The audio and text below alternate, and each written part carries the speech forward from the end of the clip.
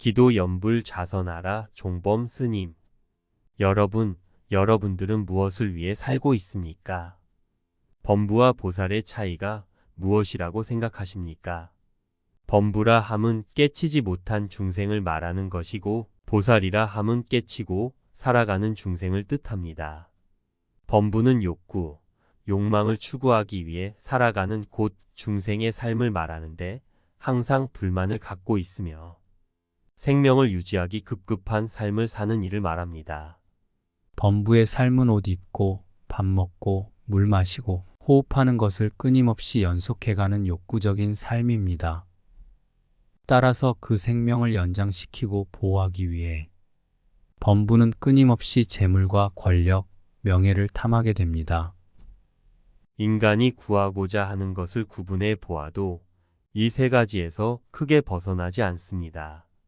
그렇기 때문에 죽기 직전까지도 욕구를 버리지 못하고 나를 어떻게 해달라, 내가 어디로 가느냐 하고 두려워하는 것이지요.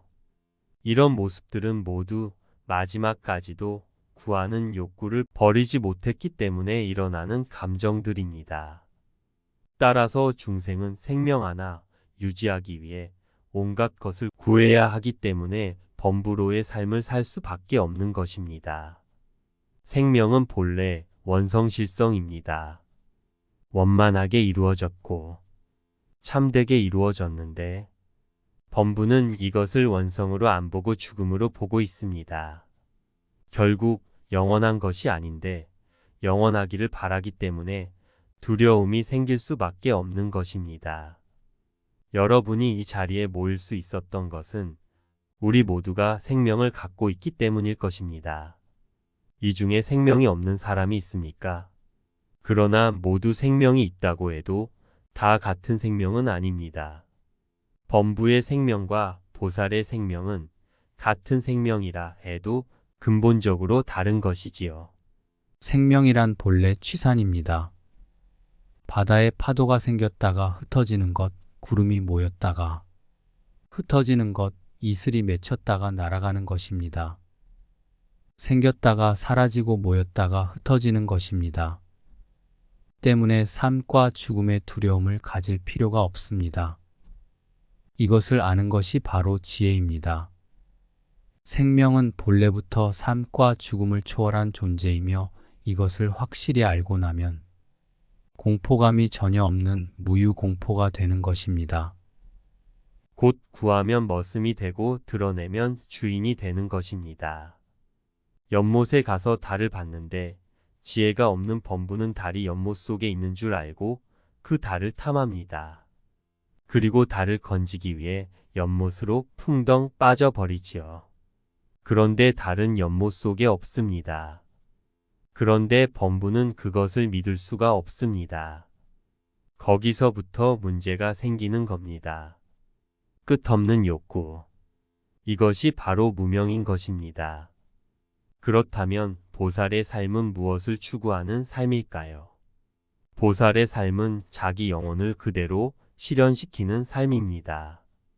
어디서 구하는 것이 아니라 자기 혼, 자기 힘을 그대로 나타내고 실천하는 삶이 바로 보살의 삶입니다. 영혼을 불성이라고도 하고 또 마음이라고도 하는데 불성의 길이기 때문에 이것이 바로 불도입니다. 따라서 보살은 불도로 살아갑니다. 불이 무엇입니까? 깨우침입니다. 깨우침의 길로 살아가려면 우선 지혜가 있어야 합니다. 이 지혜가 나타나면 자비, 그것이 나타나면 원력이 되는 것입니다. 자비는 두려움 없는 능력을 드러내는 행위입니다. 그런데 우리는 왜 자비가 안 나올까요? 그것은 바로 두려움 때문입니다. 두려움 없이 자기 영혼의 힘, 그 영혼의 능력을 자꾸 드러내면 그게 자비가 되는 것입니다. 원력은 그 자비를 끊임없이 하는 것입니다. 그것이 바로 원력입니다. 똑같은 삶을 살고 있지만 범부의 삶과 보살의 삶은 다릅니다. 그렇지만 뒤집어 보면 종이 한 장 차이입니다. 왜 종이 한 장 차이냐? 답은 지혜에 있습니다. 지혜를 얻으면 됩니다. 또 지혜를 얻는 과정이 곧 깨달음에 가까워지는 것입니다. 따라서 깨달음이라는 것은 결코 어려운 것이 아닙니다. 지혜를 얻기 위한 과정, 실체를 바로 보면 깨달음을 얻을 수 있습니다. 그것은 하루아침에 이루어지는 것이 아니며 자꾸자꾸 하루하루 만들어 가면 됩니다. 지혜를 만들어가는 길, 우리는 기도를 통해 그 길에 가까워질 수 있습니다. 기도가 점점 깊어지고 안정되면 생명이 활발해지고 기도가 얕아지고 불안정하면 삶이 거기서 그치는 것입니다. 보살은 욕구의 삶이 아니라 영혼의 힘을 그대로 드러내는 삶, 실현의 삶입니다. 구하는 것이 아니라 드러내는 삶이기 때문에 그것을 바라밀이라고 말합니다. 바라밀은 이룬다, 된다 라는 뜻이며 근본이 지혜 바라밀, 반야 바라밀입니다. 이러한 반야 바라밀은 자비원력으로 끊임없이 드러낼 때 거기에서 삶의 깊은 의미를 찾을 수 있습니다. 그런데 중생은 그게 잘 안 됩니다. 그 이유는 지혜가 부족해서 그렇습니다.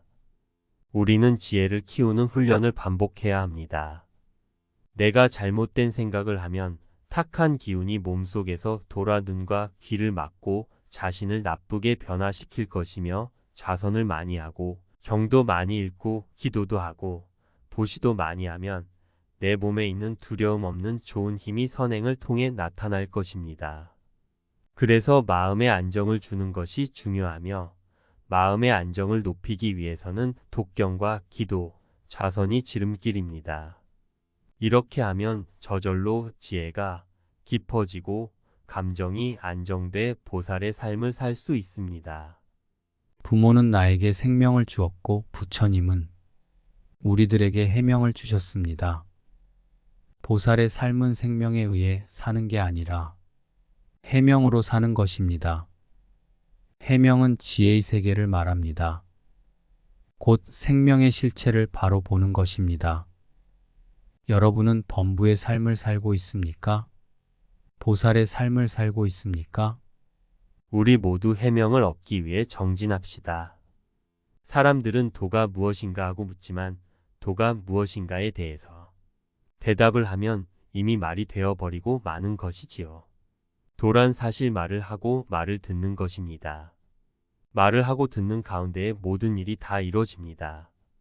옛 글에 보면 도에 대한 문답이 많이 있습니다. 옛 선사들의 문답을 살펴보면 도가 무엇입니까? 라는 물음에 도는 답 너머에 있다라고 대답합니다. 다시 그 길을 말하는 것이 아니라 대도를 묻는 것입니다. 라고 묻자 선사는 대도는 장안으로 통한다고 대답하였습니다. 이것은 논리가 아니면서 도를 설명한 것입니다. 또 마조 선사의 어록을 보면 어떤 분이 마조 스님께 도가 무엇입니까? 라는 묻자 평상심이 도인이라라고 하였습니다. 평상심이 무엇일까요?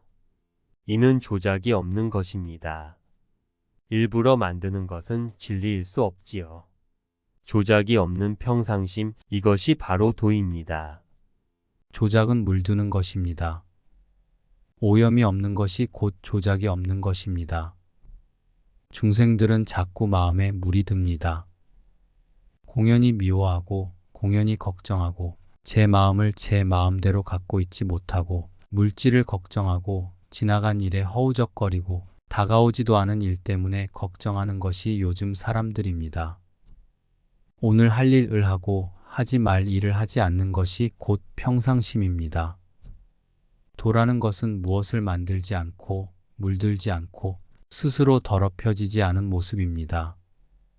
그런데 간혹 평상심을 제대로 이해하지 못해서 그저 하루하루 반복되는 마음을 평상심으로 아는 경우가 있는데 그것은 아닙니다.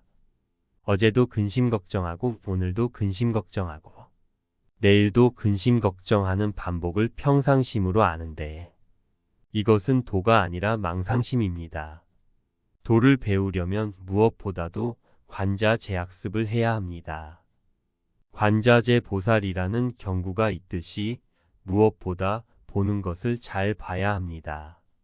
보살은 결과를 그대로 실행하는 행도인도 되고 원인을 닦아가는 학도인도 됩니다. 관자재가 잘 되려면 어떻게 해야 할까요? 가령 예를 들어 이 그릇을 보자면 이것은 그릇이기도 하지만 이를 가만히 들여다보면 흙이기도 합니다. 또한 그릇 속에는 만든 사람의 솜씨와 생각도 들어 있습니다.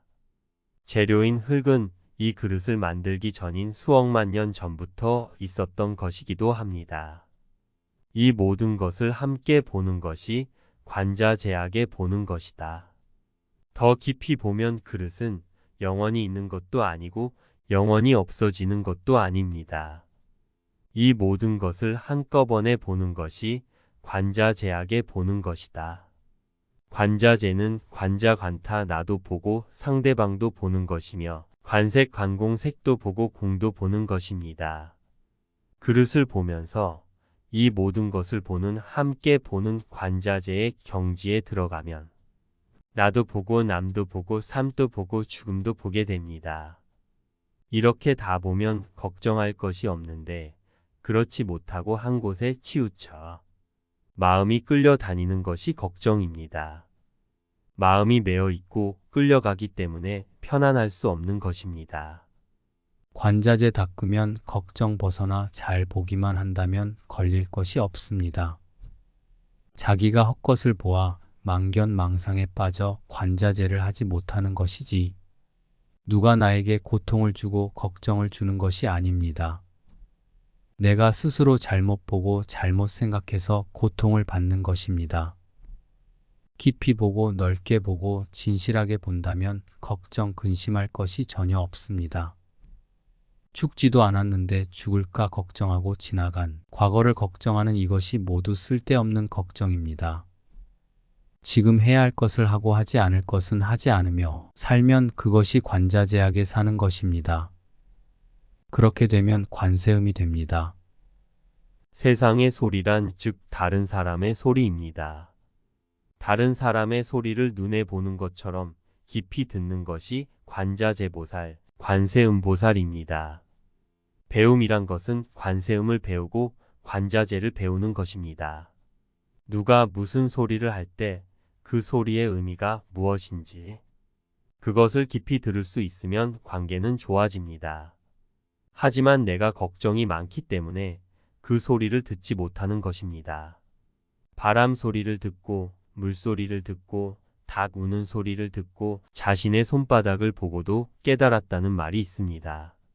이 일체가 모두 도인데 허망하게 보는 만경과 허망하게 생각하는 망상에 빠져서 도를 보지 못할 뿐입니다. 스스로 보고 스스로 듣는 능력을 키워내는 것, 그것이 학인입니다. 그러면 저절로 도를 실행하게 되는데 그것이 도인입니다. 그렇다면 어떻게 해야 망상을 줄이고 본래의 마음으로 돌아갈 수 있을까요? 본래의 마음으로 돌아가야 한다고 하면 또 어떻게 해야 본래의 마음으로 돌아갈 수 있는가를 걱정하는 사람이 있습니다. 마음을 쉬라고 하면 어떻게 마음을 쉴 수 있는지 고민합니다. 그래서는 점점 더 쉴 수가 없습니다.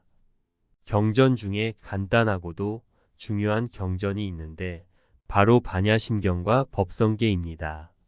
정말 위대한 경전입니다. 반야심경은 모두 270자로 되어 있고 법성계는 210자로 되어 있습니다. 그러나 모든 진리가 그 속에 다 들어 있습니다.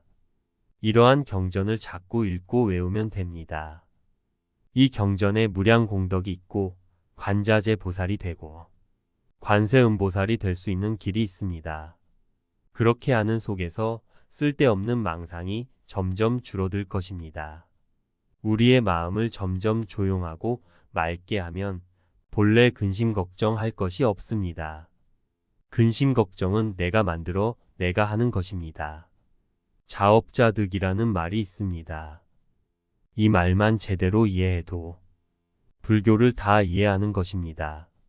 불자 여러분들은 도를 잘 배우는 좋은 학인이 되어야 하고 도를 잘 실행하는 도인이 되어야 합니다. 그러면 근심 걱정 없이 세세생생을 편안하게 살 수 있을 것입니다. 종범 스님은 통도사에서 벽안 스님을 은사로 출가했으며 통도사 승가대학 강주를 역임했다. 1980년 3월 중앙승가대 강사를 시작으로 1990년부터 교수로 재직했으며 2000년 제3대 총장에 취임한 이후 지금까지 중앙승가대학교의 교수와 학인들을 이끌고 있다. 스님은 교수들의 교수, 학자들의 학자라고 불릴 만큼 불교학에 대한 깊은 조예와 열린 행정으로 학계 안팎의 존경을 받고 있다.